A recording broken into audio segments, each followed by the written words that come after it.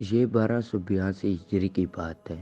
سعودی عرب کے بریدہ شہر میں منیرہ نامی ایک نیک و صالح خاتون نے مرنے سے پہلے اپنے زیورات بھائی کے حوالے کیے کہ میری وفات کے بعد ان زیورات کو بیچ کر ایک دکان خرید لیں، پھر اس دکان کو کرائے پر چڑھائیں اور آمدن کو محتاجوں پر خرچ کر دیں۔ بہن کی وفات کے بعد بھائی نے وصیت پر عمل کرتے ہوئے ان زیورات کو بیچ کر بہن کے نام پر 12 ریال میں ایک دکان خرید لی۔ اس زمانے میں 12 ریال کی بڑی ویلیو تھی اور اسے کرائے پر چڑھا دیا اور کرائے کی رقم سے محتاجوں کے لیے کھانے پینے کی اشیاء خرید کر دی جاتی رہی۔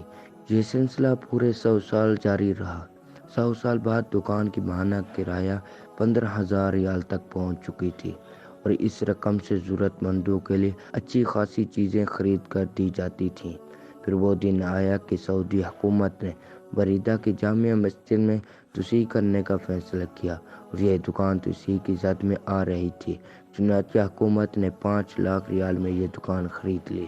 دکان کی دیکھ بھال کرنے والے امانت دار شخص نے اسے خطیر رقم سے ایک دوسری جگہ ایک پوری عمارت بنا لی، جو کہ 4 بڑی دکانوں اور 3 فلیٹس پر مشتمل ہے۔ ان دکانوں اور فلیٹس سے اب ماہانہ لاکھوں ریال کرایہ آتا ہے اور یہ کرایہ اللہ کی راہ میں خرچ کیا جاتا ہے۔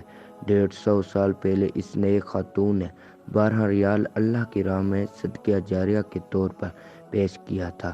آج وہ 12 ریال لاکھوں ریالوں میں تبدیل ہو گئے ہیں۔ اس دوران جو اجر مرحومہ کو ملتا رہا ہوگا، اس کا حساب کتاب تو اللہ تعالیٰ کو ہی معلوم ہوگا۔ سوچنے کی بات یہ ہے کہ اگر وہ اپنے ان زیورات کو سماج کی روایت اور رسم کے مطابق اپنی بیٹی کو دیتی اور بیٹی اپنے بیٹی کو دیتی، پوتی تک پہنچتے پہنچتے یہ زیورات پوشیدہ اور آؤٹ آف فیشن ہوتے، پھر کہیں پھینک دیے جاتے۔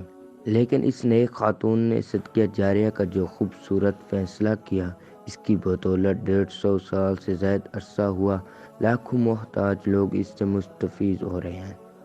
اللہ تعالیٰ کی راہ میں پیش کیے ہوئے صدقے کو حقیر اور کمتر نہ سمجھیں۔ اللہ تعالیٰ صدقات و خیرات میں برکت ڈالتا ہے اور بڑھاتا ہے۔